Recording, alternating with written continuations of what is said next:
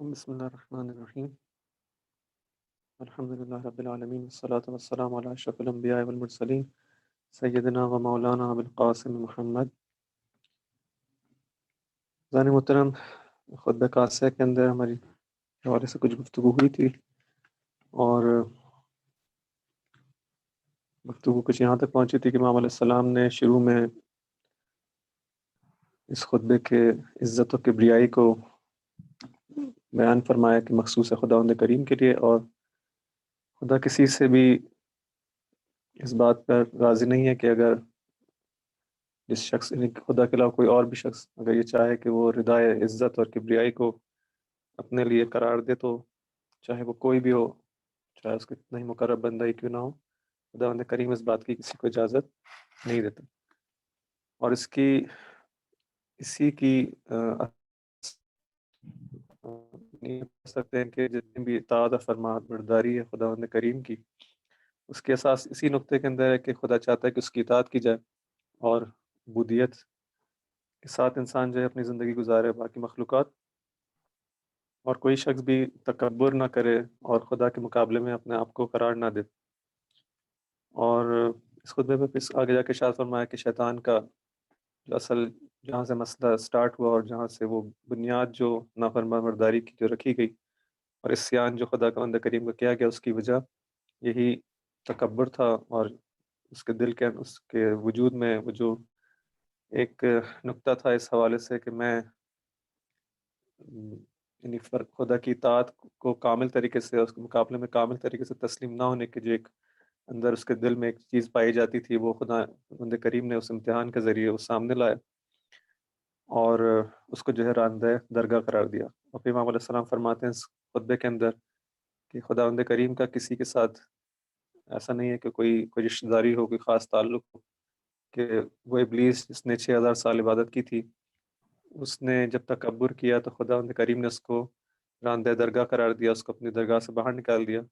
تو ہم انسانوں کی جو بہت مختصر سی زندگی ہے، اس کے اندر تھوڑی بہت عبادت کے بعد کیا ہم یہ تکبر کر کے سوچ سکتے ہیں کہ اگر ہم تکبر کریں گے اور اس تعصب سے کام لیں گے تو کیا خدا ہمارے ساتھ وہ کام نہیں کرے گا؟ فرماتے ہیں کہ قوانین الہی جو ہیں وہ سب کے لیے مساوی ہیں، اور اس میں کسی کے لیے کوئی استثناء نہیں ہے۔ تو ان تمام طالب کے اس کے بعد جو امام علیہ السلام یہاں پر پہنچتے ہیں اس خطبے کے حصے کے اندر، یہاں فرماتے ہیں الا فالحذر فالحذر الا فالحذر الحذر من طاعت ساداتکم وکبرائکم الذین تکبروا عن حسبهم وترفعوا فوق نسبهم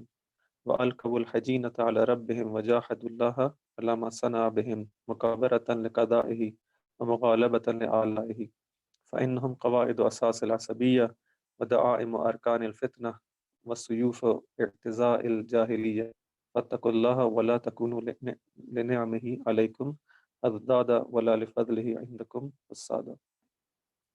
فرماتے ہیں کہ اس خطبے کے اس بخش کے اندر کہ تم لوگ بہت زیادہ، تم لوگوں کے حواس جو ہیں جم رہے ہیں، تم لوگ اس حوالے سے بہت زیادہ الرٹ رہو،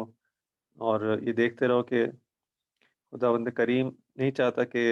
اس کی اطاعت کے مقابلے میں کسی اور کی اطاعت کی جائے۔ صرف انہی لوگوں کی اطاعت انسان کر سکتا ہے، کہ یا تو خدا کی اطاعت یا پھر ان بندگان خدا کی، ان اولیاء کی کہ جو خود اس کے نمائندے ہیں۔ اس کے علاوہ کسی کی اطاعت کی خداوند کریم نے انسان کو اجازت نہیں دی۔ اور یہاں پہ دوبارہ سے امام علیہ السلام اسی مطلب کی طرف اشارہ کرتے ہوئے فرماتے ہیں کہ تم لوگ بہت زیادہ اس بارے میں حساس رہنا، اور ایسا نہ ہو کہ ان لوگوں کی اطاعت کرنا شروع کر دو کہ جو تمہارے معاشرے کے جو ایسے افراد جو ایسے لیڈرز یا ایسے وہ افراد جو کہ معاشرے کے بڑے افراد ہیں، لیکن ان کے ان کی بڑائی کا یا مثلا ان کی لیڈرشپ کا معیار جو ہے وہ تقوی الہی نہ ہو، وہ حق نہ ہو، بلکہ وہی تعصب جاہلیت کے بنیاد پر اور دوسرے معیارات کی بنیاد پر جو کہ باطل معیارات ہیں، اس بنیاد پر اگر کوئی شخص اپنے آپ کو بڑا قرار دے تو ان لوگوں کی انسان اطاعت کرنے سے جو ہے پرہیز کرے۔ فرماتے ہیں کہ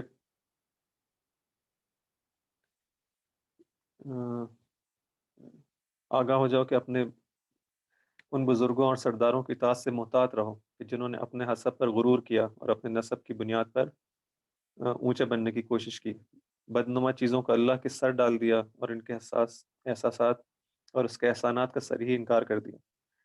انہوں نے اس کے فیصلے سے مقابلہ کیا اور اس کی نعمتوں پر غلبہ حاصل کرنا چاہا۔ یعنی وہ لوگ جن کے بڑائی کا معیار حق سے ہٹا ہوا ہے، اور یہ حسب و نسب کے معیارات، یہ تمام چیزیں جو ہیں انہوں نے اس کو بڑائی کا معیار قرار دیا، ان لوگوں کی اطاعت کی طرف نہیں جانا۔ فَإِنَّهُمْ قَوَاعِدُ أَسَاسِ الْعَصَبِيَّةِ کہ یہ لوگ کون ہیں؟ یہ وہ لوگ ہیں کہ جو عصبیت کی بنیاد ہیں، فتنے کے ستون ہیں، اور جاہلیت کے غرور کے تلواریں ہیں، کہ اگر ان کی طرف تم جاؤ گے تو پورا معاشرہ جو ہے، محمد علیہ السلام اس طرح سے اس پوری سوسائٹی کو، اس پورے معاشرے کو الرٹ کر رہے ہیں کہ اس طرف جانے کی کوشش نہیں کرنا۔ یہ در حقیقت وہی لوگ ہیں، انہی کے ذریعے سے فتنہ معاشرے کے اندر آتا ہے، یہ فتنے کے ستون ہیں عصبیت کی اور تعصب کی۔ وہ جو تعصب باطل ہے، غلط جو تعصب ہے، کہ انسان جو ہے صرف اور صرف اپنے آپ کی اپنی بڑائی کے لیے جو ہے کسی کا ساتھ دے، اور یا کسی اور کو اپنے ساتھ ملانے کی کوشش کرے، اس قسم کا جو تعصب ہے، یہ یہ لوگ جو ہوتے ہیں، جو اس طرح کے لیڈر ہیں معاشرے کے اندر، جو اس بنیاد پر اپنے آپ کو بڑا سمجھتے ہیں اور چاہتے ہیں دوسرے بھی انہیں کی حمایت کریں، یہ در حقیقت قواعد ہیں، یہ در حقیقت بنیاد ہیں اس عصبیت باطل کی۔ فرماتے ہیں فَاتَّقُوا اللَّهَ وَلَا تَكُونُوا لِنِعْمِهِ عَلَيْكُمْ أَضْدَادًا، پھر خدا سے ڈرو اور خبردار اس کی نعمتوں کے دشمن اور اس کے دیے ہوئے فضائل کے حاسد نہ بنو۔ اگر تم دیکھو کہ خدا نے کسی کو نعمت دی ہے، کسی کو فضیلت دی ہے، کسی کو جو ہے اس کے احسانات سے نوازا ہے، تو حسد میں جو ہے مبتلا نہ ہو جاؤ، جس طرح سے اسی خطبے کے اندر شروع میں بیان ہوا تھا کہ کس طرح حسد کی آگ جو ہے، اور حسد کو بھی بیان کیا گیا تھا کہ اس کا ریشہ وہی تکبر کی طرف پلٹتا ہے، اس کے روٹس جو ہیں وہی تکبر کی طرف پلٹتی ہیں، کہ کس طرح ایک بھائی نے دوسرے بھائی کا جو ہے قتل کیا اور اس سنگین گناہ کا جو ہے وہ مرتکب ہوا۔ تو فرماتے ہیں کہ ایسا نہ ہو کہ دوسروں پہ جو خدا نے احسان کیے ہیں، ان کے اوپر ان کو جو نعمتیں دی ہیں، البتہ وہ نعمتیں بھی کیا ہیں در حقیقت وہ امتحانات کی وجہ سے، ایسا نہیں کہ ان کو دے دیا ہے، کسی کو کوئی چیز ملی ہو، کوئی نعمت ملی ہو تو یہ سمجھے کہ میری اپنی ہے، نہیں، ان کسی خدا کے قانون یہی ہے کہ لوگوں کو، بعض لوگوں کو دیکھ کر، بعض لوگوں کو چیزیں ان سے جو ہے وہ لے کر ان کو آزماتا ہے، جن کو دی جاتی نعمت ان کے ذریعے سے امتحان لیا جاتا ہے کہ جن کو محروم رکھا گیا۔ تو فرماتے ہیں کہ حسد کرنے والوں میں قرار ان فضائل کے وجہ سے کہ جو خدا نے دوسروں کو دیے ہیں، حاسد نہ بننا، ان جھوٹے مدعیان اسلام کا اتباع نہ کرنا کہ جن کے گندے پانی کو اپنے صاف پانی میں ملا کر پی رہے ہو۔ یعنی مثال دینا چاہ رہے ہیں کہ تمہارے پاس جو صاف اور شفاف اور جو بغیر کسی قدورت کے، بغیر کسی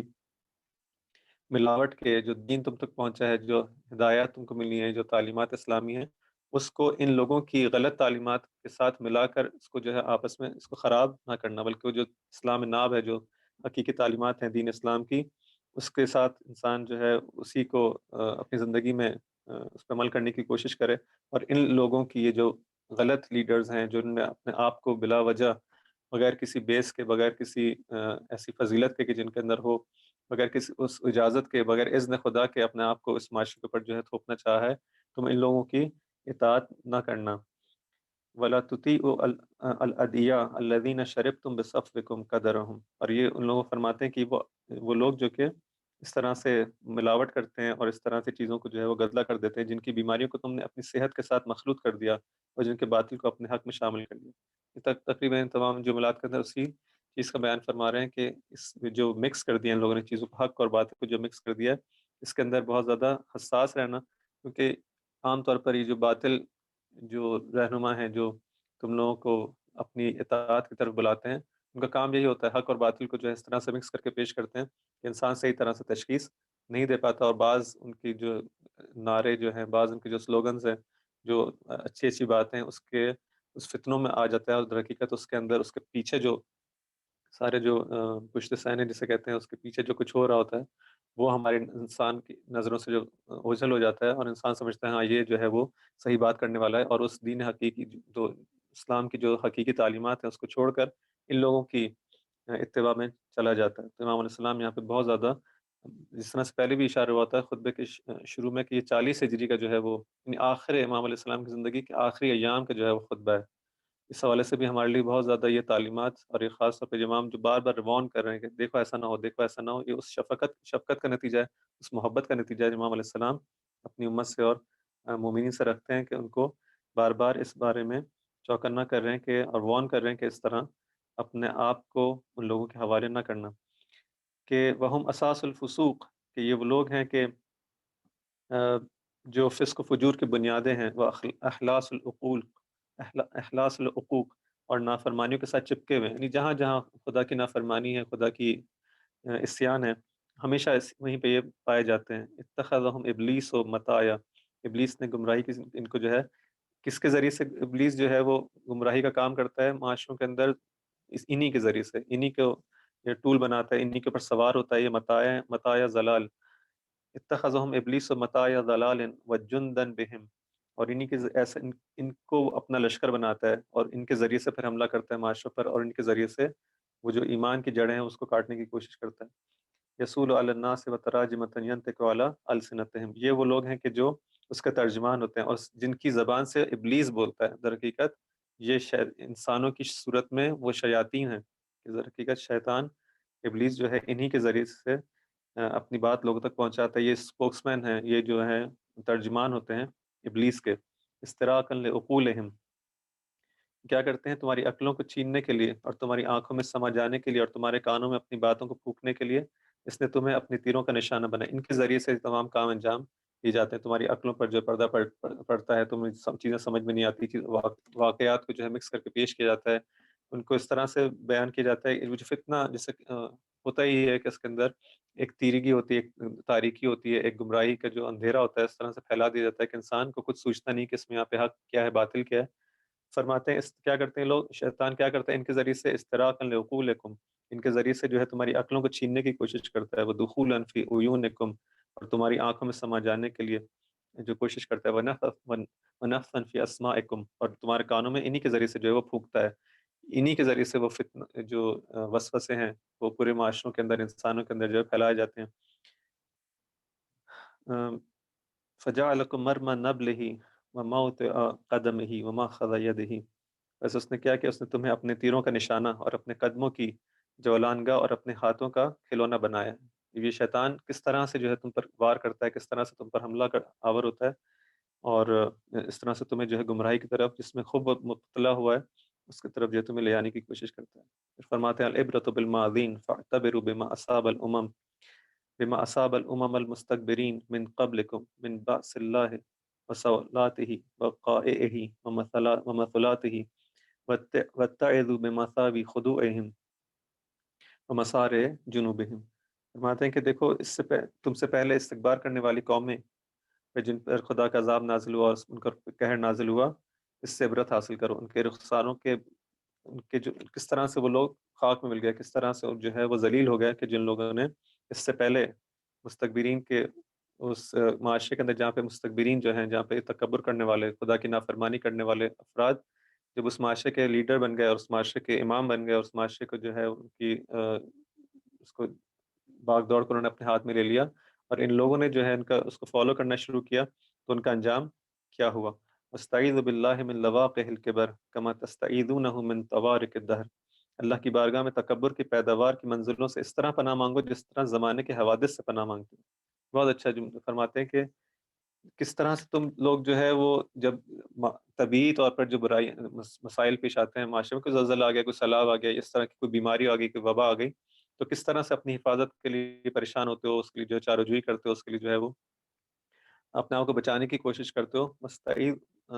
بس تعید باللہ من لواقع الکبر، تو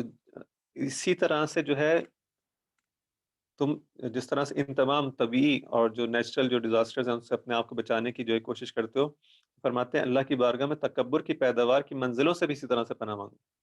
کہ یہ در حقیقت زیادہ جو ہے تمہارے لیے نقصان دہ، تمہارے لیے وہ جو ہے ایک اگر کہیں پہ سیلاب آ جائے، کہیں زلزلہ آ جائے، تو ممکن ہے بعض انسانوں کی جانیں چلی جائیں، لیکن اگر کسی قوم کے اندر اس طرح سے تکبر کی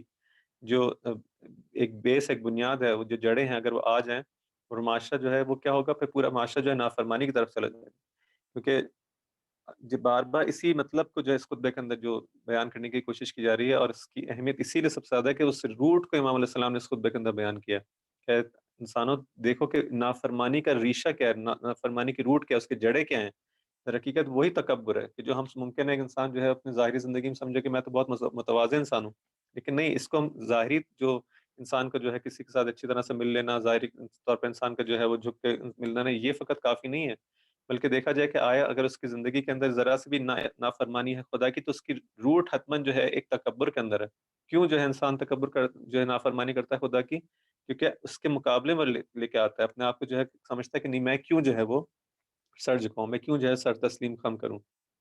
جو کام شیطان نے کیا کہ گرچہ وہ سب کچھ دیکھتے ہوئے بھی کہ ہاں خدا کی عزت اور اس کے جلال سب کچھ کو دیکھتے ہوئے، لیکن اس نے بالآخر وہ سجدہ نہیں کیا، حالانکہ اس کو جو ہے وہ خدا کے آگے جو کچھ بھی وہ کہتا اس کی بات قبول کرنا چاہیے تھا، لیکن وہ جو اندر ایک تکبر تھا، وہ چیز جو اس کے لیے نہیں تھی، وہ ردائے کبریا جو اس کے لیے نہیں تھی، اس کو زبردستی جب اوڑھنے کی کوشش کی تو اس طرح سے نافرمانی جو ہے وجود میں آتی۔ فرماتے ہیں کہ اس سے انسان جو ہے وہ زیادہ ٹھیک ہے، تم اپنے زمانے کے اندر جو مشکل بلائیں آتی ہیں اور جو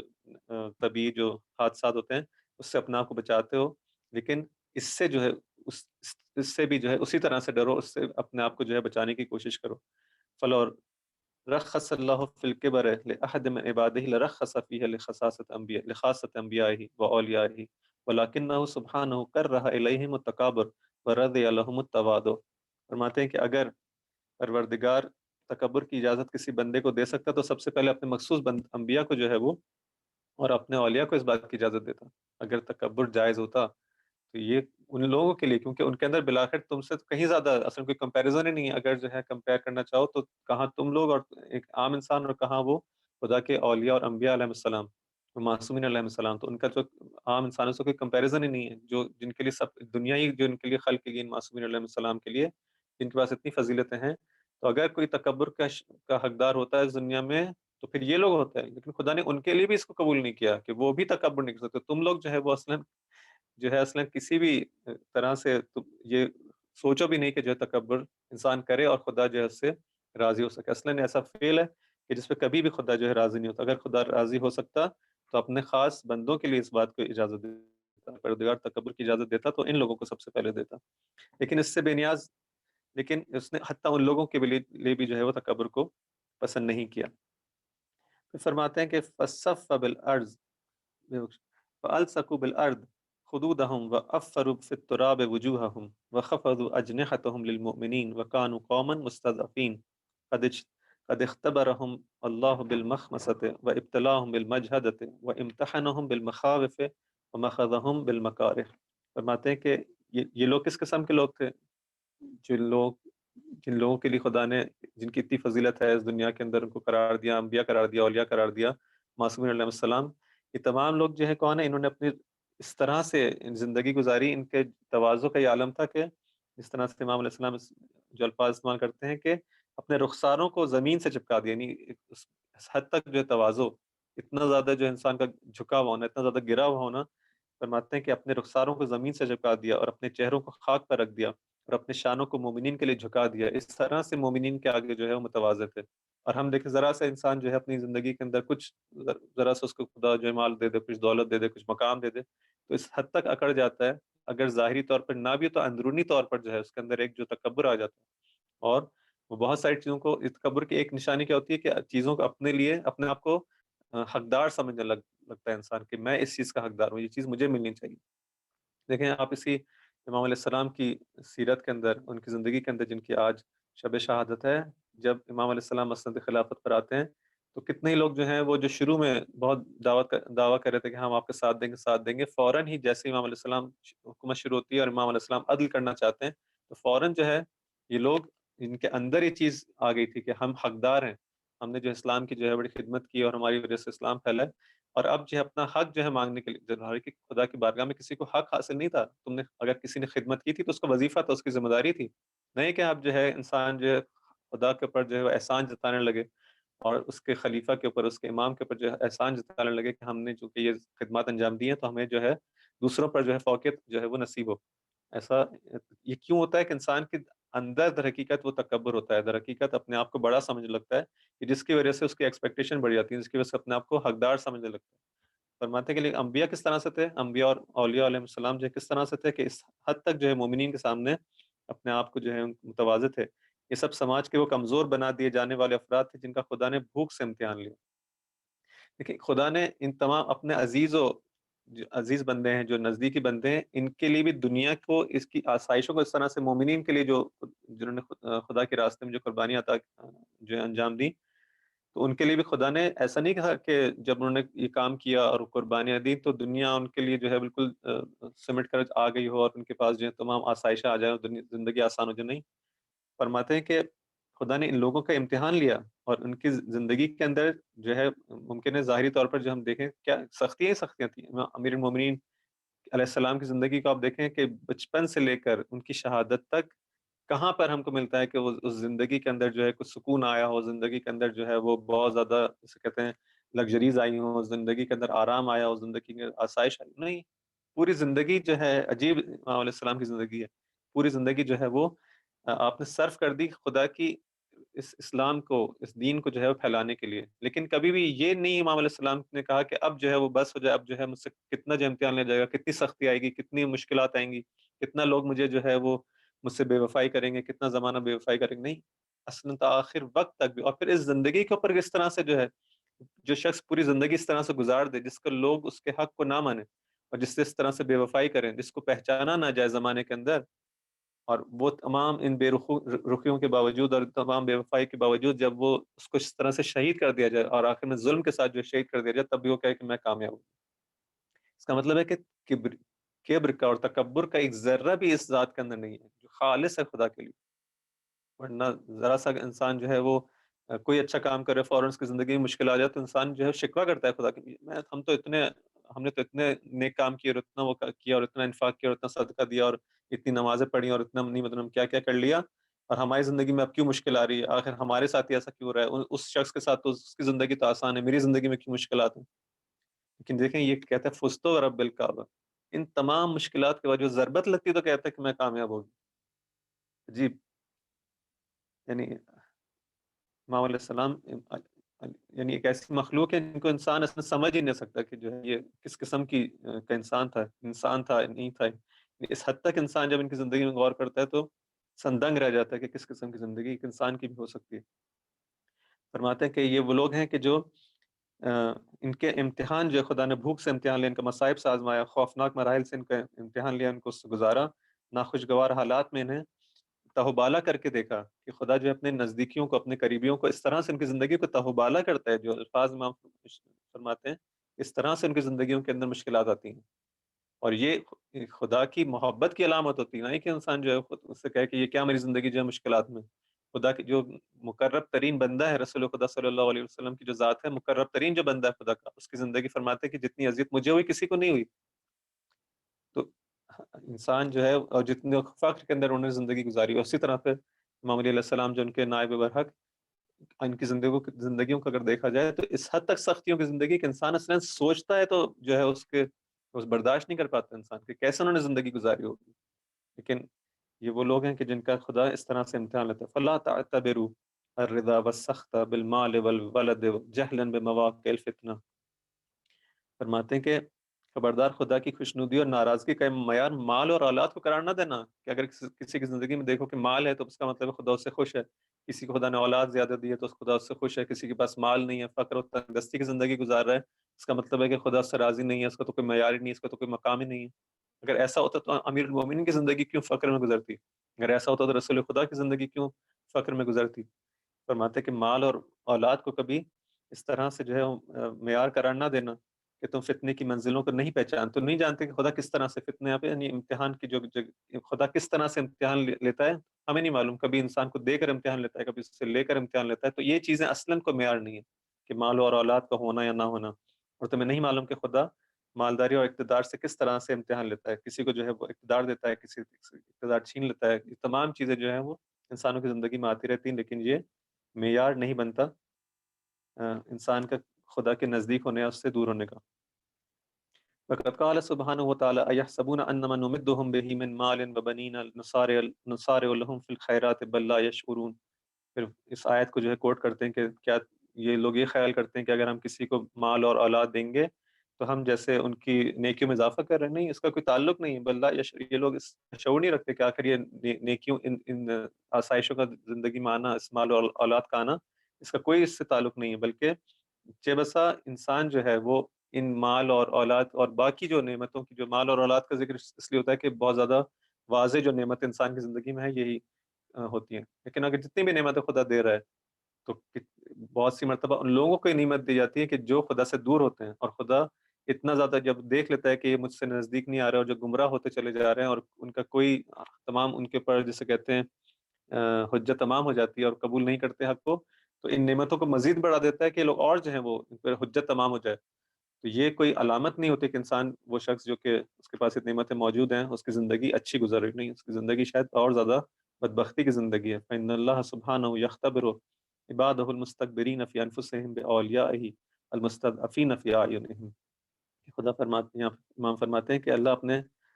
اپنے کو اونچا سمجھنے والوں کا امتحان اپنے سے کمزور قرار دیے جانے والے اولیاء کے ذریعے سے لیتا ہے۔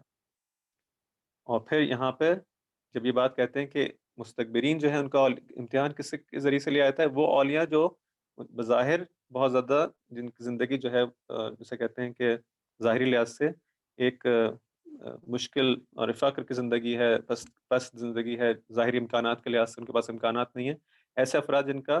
معاشرے میں ان کو جو ہے مستضعف اور فقیر اور جیسے کہتے ہیں پسا ہوا جو طبقہ ہے، اس قسم کے افراد سے خدا ان مستکبرین کا امتحان لیتا ہے کہ یہ لوگ کیا ان کے ساتھ ان کا رویہ ہوتا ہے، کیا ان کا سلوک ہوتا ہے۔ پھر یہاں پہ جب پہنچتے ہیں تو پھر حضرت موسیٰ علیہ السلام کا وہ جو ہے اس قصے کی طرف، اس داستان کی طرف جو اشارہ فرماتے ہیں، کہتے ہیں کہ وَلَقَدْ دَخَلَ مُوسَى بْنُ عِمْرَانَ وَمَعَهُ أَخُوهُ ہارون علیہ السلام، کہ حضرت موسیٰ علیہ السلام اپنے بھائی کے ساتھ جو فرعون کے پاس جاتے ہیں، تو وہ علیہما مدار الصوف ہے، ان کے جو کپڑے تھے وہ اونی جو کپڑے تھے، موٹے کپڑے، اونی کپڑے، وَبِأَيْدِيهِمَا الْإِسِيُّ، ان کے ہاتھ میں جو ہے وہ ایک عصا جو تھا، جس سے وہ چونکہ دونوں چرواہے ہیں اور چرواہے کے ہاتھ میں جو ہے وہ کیا ہوتا ہے، عصا ہوتا ہے۔ تو امام علیہ السلام فرماتے ہیں کہ اسی حالت کے اندر، اسی کپڑوں کے اندر، ایسا نہیں کہ جب وہ اب جا رہے ہیں اس اپنے زمانے کی اس طاقت کے پاس، اس مستقبر کے پاس، کہ اس کو جو ہے وہ خدا کی طرف لے کر آئیں، اس خدا کا پیغام اس کو پہنچائیں، تو جیسے بہت زیادہ بند سور کے جائیں اور اپنے لیے جو ہے وہ ایک خاص قسم کے لباس کو مہیا کریں، اور تاکہ اپنی ایک شان و شوکت، جو ظاہری شان و شوکت اس کے ساتھ جو نہیں، وہ چرواہے ہیں، ان کے پاس عصا تھا، اور کپڑے ان کے جو ہے وہ اونی کپڑے، جو بہت زیادہ سادہ اس قسم کے کپڑے، وہی اپنے لباس کے اندر جو ہے موسیٰ حضرت ہارون علیہ السلام فرعون کے دربار میں جاتے ہیں، اور کیا کہتے ہیں فَإِشَارَةً لَهُ إِنْ أَسْلَمَ بَقَاءَ مُلْكِهِ وَدَوَامَ عِزِّهِ، اور سے کہتے ہیں کہ اگر تو اسلام لیا، اگر تو خدا کے سامنے جو ہے اس کی تسلیم ہو جا اور اس کی بات کو مان لے، اس کی فرما برداری میں آ جا، اس کی اطاعت میں آ جا، تو ہم تجھے تیری سلطنت کی کنٹینیوشن کی، اس کی جو ہے ادامے کی جو ہے، اس کی جو ہے وہ مزید، یعنی اس کی بقا کی جو ہے گارنٹی دیتے ہیں۔ اب دو چرواہے، اور اس حالت کے اندر، اپنے اسی ظاہری حالت کے اندر کہ جو چرواہے کی ہوتی ہے،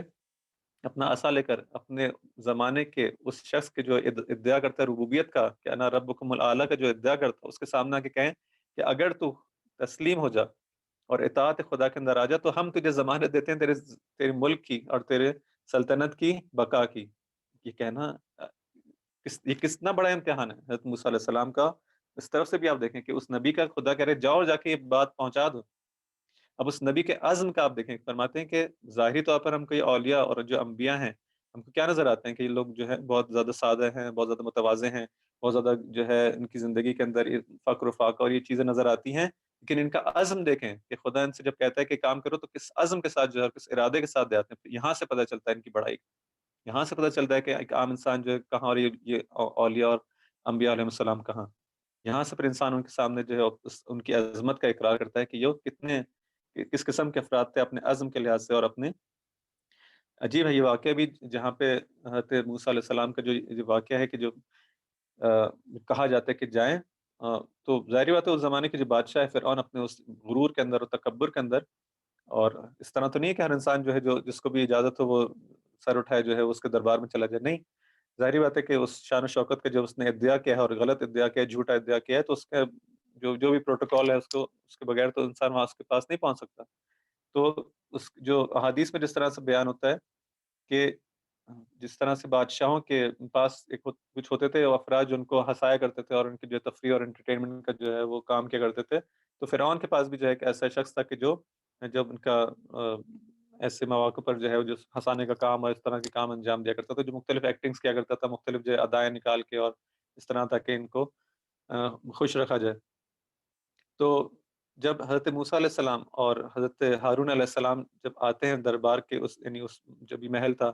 اس کی اس پیلس کے جو دروازے پر جب پہنچتے ہیں، ایسا نہیں تھا کہ پہلے دن ہی جو ان کو اجازت مل گئی اور اس طرح سے نہیں، کتنا ہی انہوں نے انتظار کیا، نہیں معلوم، یاد نہیں مجھے، اور روایت کے اندر جو الفاظ تھے کہ کتنے دنوں تک جو ہے وہ یہ طولانی یہ جو ایک انتظار تھا، اس کے بعد پھر جو ہے وہ جو ہے وہ دربار کے اندر جانا ملتا ہے۔ کس طرح سے ملتا ہے وہ بھی یہ ہوتا ہے کہ وہ شخص جو کہ یہ جو کلاؤن ٹائپ کا ایک آدمی ہے اور جو ہنسانے کا کام انجام دیتا ہے، وہ جب دیکھتا ہے ایک دن کہ یہ یعنی اس طرح سے یہ افراد یہاں پہ بیٹھے ہیں اور ہاتھ دو چروائے ہیں اور ہاتھ میں عصا ہے اور اس طرح کے کپڑے پہن کے ان سے پوچھتا ہے کیا مسئلہ کیا ہے، تو کہتے ہیں کہ ہم لوگ اس طرح سے بادشاہ کے لیے پیغام لے کر آئے کہ وہ تسلیم ہو جائے اور اس طرح۔ تو یہ شخص جو ہے اس کو اتنی زیادہ یعنی اس کے لیے چیز عجیب ہوتی ہے اور باعث یعنی مسخرے کے باعث ہوتی ہے کہ جاتا ہے اور کہتا ہے آج میں اسی کے ذریعے سے جو ہے وہ فرعون کو ہنسانے کی کوشش کروں گا، اور اس طرح سے ان کی ایکٹنگ کرتا ہے کہ جس طرح سے جو ہے وہ جو اس نے دیکھا ہوتا ہے بالکل اس کو اسی طرح سے ایکٹ کرتا ہے۔ لیکن فرعون جب اس چیز سنتا ہے کہ یہ جس طرح سے بات کر رہا ہے تو معلوم کرتا ہے کہ واقعی ایسا کوئی ہے، تو کہتے ہیں ہاں واقعی جو ہے اتفاق سے وہ دروازے پہ اس طرح سے دو لوگ بیٹھے ہیں۔ تو یہاں پر جو ہے فرعون کہتا ہے اچھا ان کو ذرا لایا جا، دیکھوں میں یہ لوگ کیا کہتے ہیں۔ تب جو ہے وہ ان لوگ کو اس طرح سے اس بہانے جو ہے وہ اندر آنے کی اجازت ملتی ہے، اور پھر جب حضرت موسیٰ علیہ السلام آتے ہیں اور اس طرح سے اپنے اس جو پیغام تھا خدا کی طرف سے اس کو واضح انداز میں جو ہے وہ اس عزم کے ساتھ بیان فرماتے ہیں، فقال الا تعجبون من هذین الشرطین، یعنی فرعون کہتا ہے تم لوگ جو ہے وہ کس طرح سے جو ہے وہ یہ بات جو ہے تعجب تمہیں عجیب محسوس نہیں ہوتا، تم لوگ یہ بات اتنی بڑی بات جو ہے ایسے جو ہے وہ مجھ سے آگے کر رہے ہو، یعنی مجھے گارنٹی دے رہے ہو میری حکومت کی، تم لوگ یعنی کہ مقصد ہے تم لوگ ہو کون، ایک دو چرواہے آ کے اب مجھے جو گارنٹی دیں گے کہ میری حکومت کی بقا کی۔ اللہ تعجبون من هذین یشرطان لی دوام العز، البتہ یہ فرعون جو ہے لوگوں سے کہتا ہے، لوگوں سے مخاطب ہو کے کہتا ہے تم لوگ تعجب نہیں کرتے کہ یہ دو لوگ اس طرح سے آئیں اور مجھے جو ہے وہ گارنٹی دیں، کیا تم ان دونوں کے حال پر تعجب نہیں کر رہے جو اس فقر و فاقے کی حالت میں میرے پاس آتے ہیں اور میرے ملک کو دوام کی ضمانت دے رہے ہیں؟ اگر یہ ایسے ہی اونچے ہیں تو ان پر سونے کے کنگن کیوں نہیں نازل ہوئے؟ یہ پھر وہ تھنکنگ جو دوبارہ سے یہ کوئی ایسی چیز نہیں ہے، ایسی کوئی تھنکنگ نہیں ہے کہ جو اس زمانے کی ہو، یہ ہر زمانے کے اندر یہ چیز پائی جاتی ہے کہ انسان کس چیز پر جو ہے غرور کرتا ہے، کس چیز کو بڑائی کا جو ہے معیار بناتا ہے، کہ اگر انسان کے پاس دولت ہے، مال ہے تو اس کا مطلب بڑا ہے، اس کے پاس مقام ہے تو اس کا مطلب بڑا ہے، اگر کوئی فقر فاقہ کی زندگی گزارا ہے اس کا مطلب ہے کوئی مقام اس کا نہیں ہے۔ تو فرماتے ہیں کہ تم لوگ کیا تعجب نہیں کرتے کہ وہما بما ترون من حال الفقر ہے، تم نہیں دیکھتے کس حالت فقر کے اندر ہے، وذل فہلا القی علیہما صابرۃ من ذهب اعظاما للذهب، بس کیوں جو ہے اگر ایسا ہی ہے کہ وہ اگر واقعی خدا کے برگزیدہ بندے ہیں اور اس کے نمائندے ہیں تو کیوں ان کے ہاتھوں میں سونے کے جو ہے وہ مثلا کڑے نہیں دیکھ رہا، اور جو بھی اس زمانے میں پہنے جاتا تھا زیور، کیوں ان کے ہاتھوں میں ایسا نہیں ہے، ان پر سونے کے کنگن کیوں نہیں نازل ہوئے، ان کی نظر میں سونا کیوں، یہ کہتا ہے کیونکہ اس کی نظر میں سونا اور یہ طلا اور جواہرات جو ہے کیا ہے، یہی جو ہے وہ بڑائی کی علامت ہے، اس کی نظر میں سونا اور اس کی جگہ جماوری کا عظیم کارنامہ تھا اور اون کا لباس پہننا ذلت کی علامت تھا، جب جا کے یہ فرعون اس طرح سے کہتا ہے۔ حالانکہ اگر پروردگار چاہتا تو انبیاء کرام کی بعثت کے ساتھ ان کے لیے سونے کے خزانے، طلائے خالص کے معدن، باغات، اس تمام چیزیں خدا ان کے لیے نازل کر سکتا تھا، خدا کے لیے کوئی مشکل تھا یہ کام کرنا؟ حضرت موسیٰ علیہ السلام کو ان تمام جواہرات کے ساتھ، تمام ایسے شان و شوکت کے ساتھ جو ہے وہ دربار میں بھیجتا نہیں ہو سکتا تھا، کوئی مشکل کام نہیں تھا، لیکن خدا اس طرح سے اپنی آیات کو اور اپنے اس پیغام کو بھیجتا ہے ان انبیاء کے ساتھ، اور ان کا بھی امتحان ہے اور اس مستقبر کا بھی امتحان ہے کہ تم جو ہے کس چیز کو معیار بناتے ہو، اور لوگوں کا بھی امتحان ہے کہ تمہاری نظر میں جو معیار ہے وہ غلط معیار ہے، تم جو ہے بجائے اس کے کہ دلیل کو دیکھو، برہان کو دیکھو، کہ اس واضح جو حق ہے اس کو دیکھو، تم جو ہے وہ سونے اور چاندی اور ان جواہرات کی طرف جو ہے جاتے ہو۔ انسان کی جو ہے اس طرح سے سب کا اس پورے سینیریو کے اندر جو ہے سب کا امتحان خدا اس طرح سے لیتا ہے کہ خدا اگر چاہتا تو خدا کے لیے کوئی مشکل نہیں تھا ان سب کے لیے ان تمام دروازوں کو کھول دیتا ہے ان نعمتوں کے، اور اس کے ساتھ پھر جو ہے یہ انبیاء علیہ السلام جو زندگی گزارتے اور اپنے پیغام کو پہنچاتے، لیکن اگر ایسا ہوتا تو کیا ہوتا، اس کے نتیجے میں جتنا بھی جو امتحان تھا وہ سارا جو سسٹم تھا خراب ہو جاتا، کہ امتحان کے اندر جو اہم ترین جو عنصر جو شروع میں خطبے میں بیان ہوا تھا، ایک جہالت کا، یعنی جو ایک ان نون فیکٹر ہونا ضروری ہے، اگر ہر چیز واضح ہو جائے اور اس طرح کی آیات نازل ہو جائیں کہ ہاں یہ لوگ حق پر ہیں، تو سب لوگ پھر خود بخود جو ہے ان کی اطاعت اور جب واضح ہو جائے گا تو پھر وہ امتحان کا جو فیکٹر ہے وہ خراب ہو جائے گا، اور لوگ جو ہیں خود جو ہیں وہ اس مال و دولت اور اس عظمت کے آگے جو ہے وہ اس عظمت کو قبول کریں گے اور جو ہے اپنا سر جھکا لیں گے. تو وہ امتحان جو ہونا چاہیے تھا وہ اس طرح سے نہیں ہو پائے گا. ذہن محترم، یہ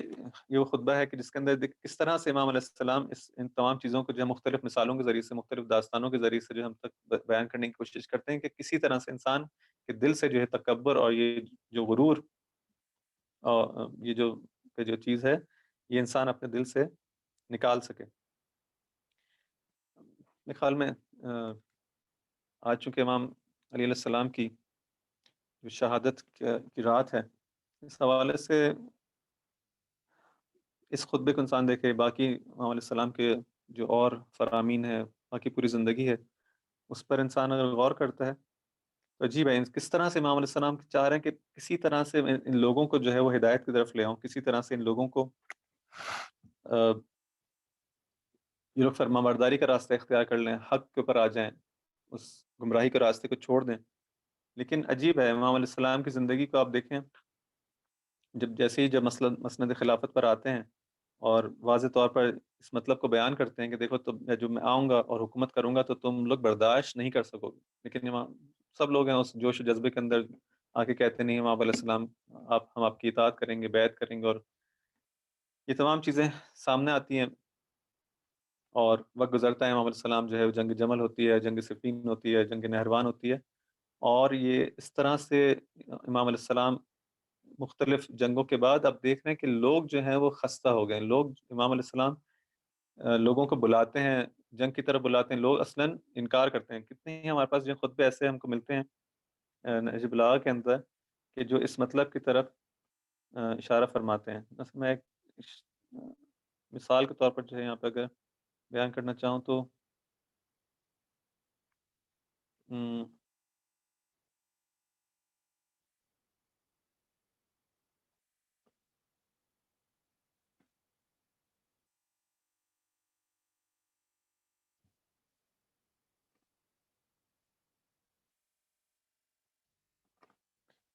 مثلا ایک جگہ ارشاد فرماتے ہیں کہ یہ جو 39 ہجری کے اندر یعنی شہادت سے 1 سال پہلے کہ اب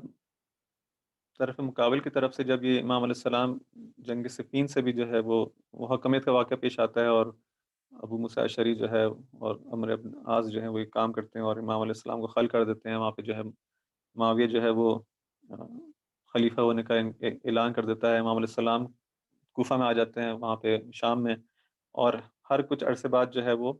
امیر شام کی طرف سے جو ہے وہ حملات ہوتے ہیں اور جو ہے امام علیہ السلام کی سرزمین جیسے مصر جیسا جو بڑا جو علاقہ تھا،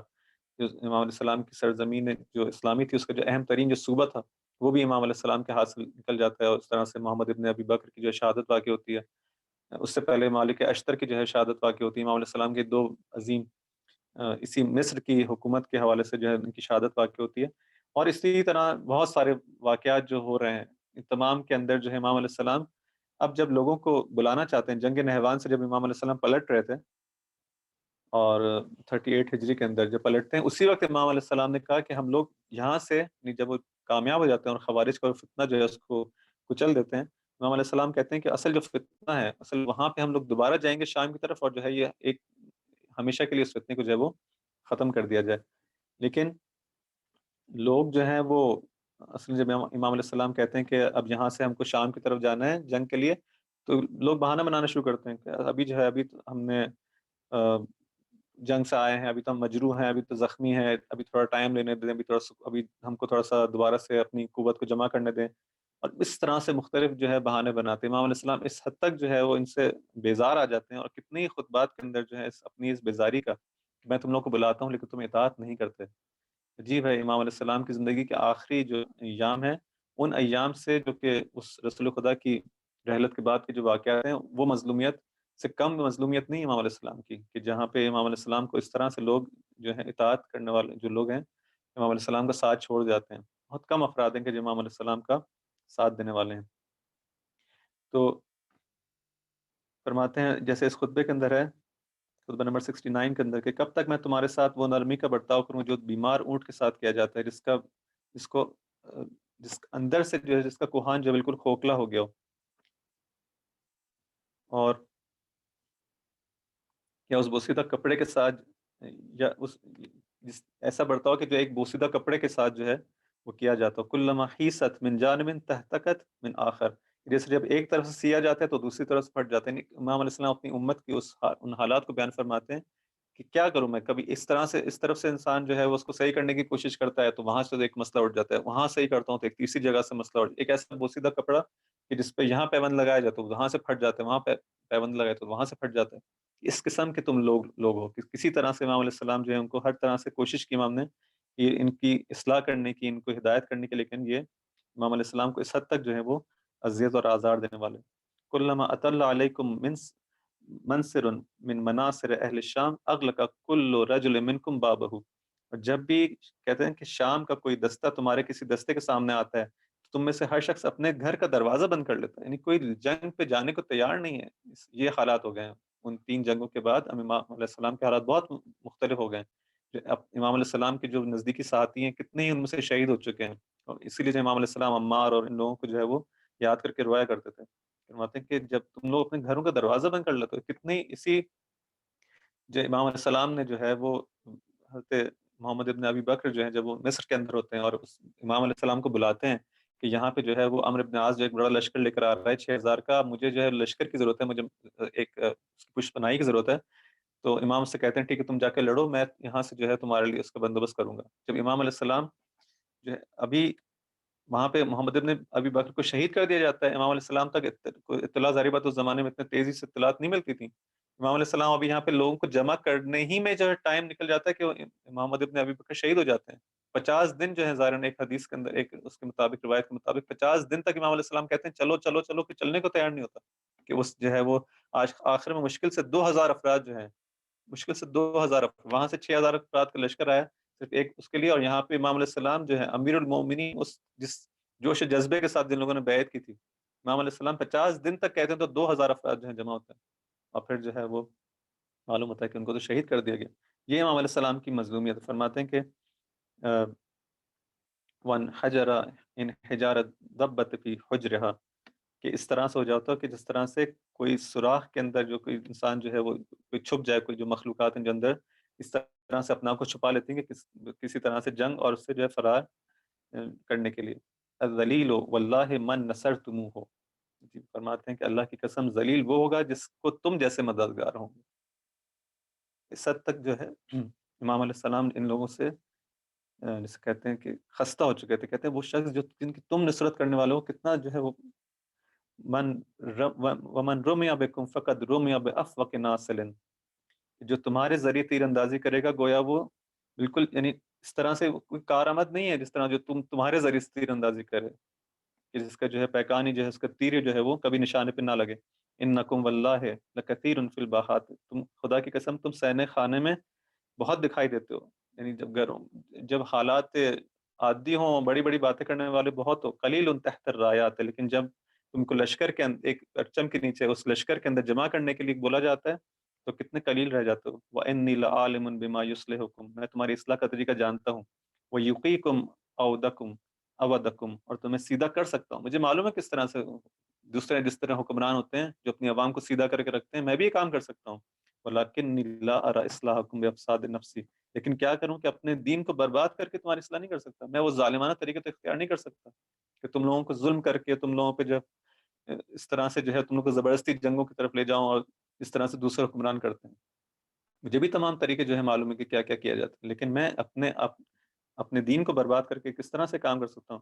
ادر اللہ خدودکم، اللہ تمہارے چہروں کو ذلیل کرے. دیکھیں یہ وہ آخری عمر کے امام علیہ السلام کی جو حالات ہیں، اس حد تک امام علیہ السلام جو ہیں لوگوں سے بیزار ہو چکے ہیں. بات آسا جدودکم، تمہارے نصیب کو بد نصیب کرے. اس طرح سے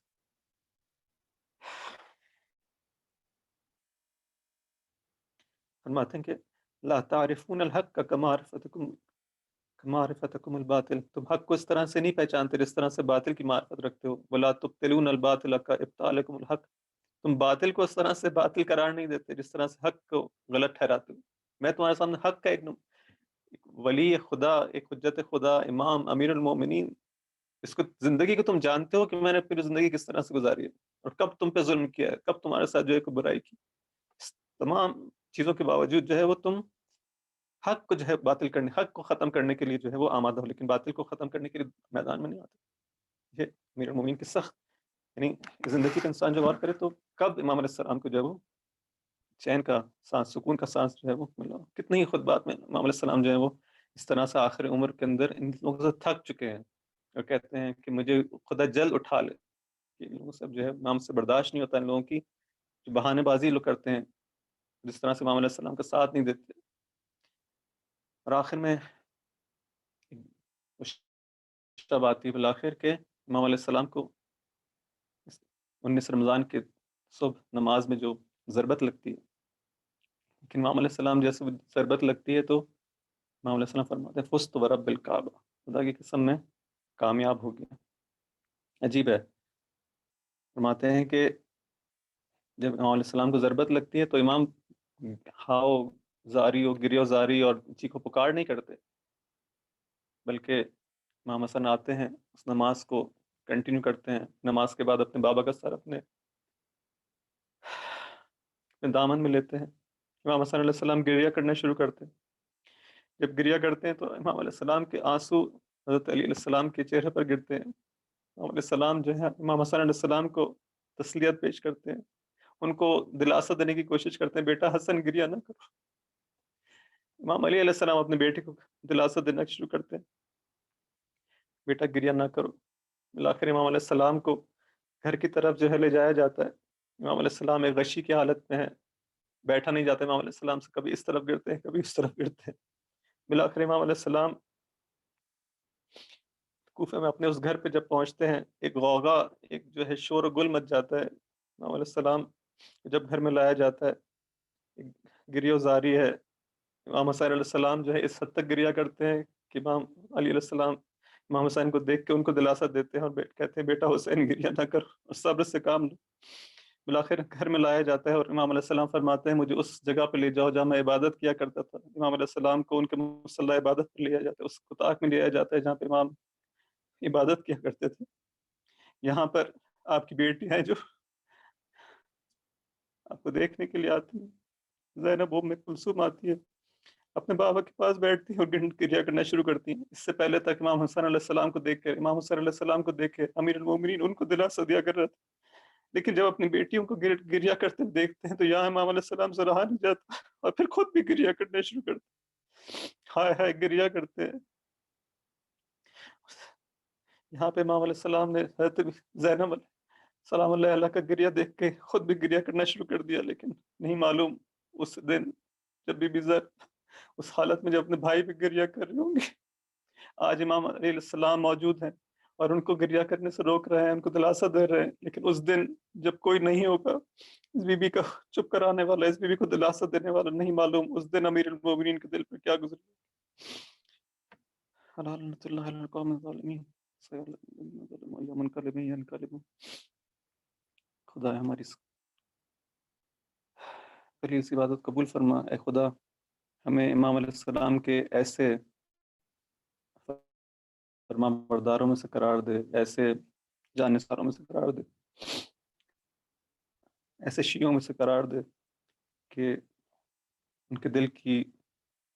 آنکھوں کی ٹھنڈک قرار پائیں، ان کے دل کا چین قرار پائیں، اور جو مشکلات جو مومنین اس طرح سے گزرے ہیں ہماری زندگیوں کو دیکھ کر ان کو سکھ کا سانس جو ہے نصیب ہو، خاص طور پہ آج کی رات میں اس خون پاک کا انتقام لینے کے لیے آپ کی خدا کی آخری حجت کا جلد ظہور ہو، تاکہ اس تمام مظالم کا انتقام لیا جا سکے اور ہمیں خدا توفیق دے کہ ہم اس امام کے رکاب میں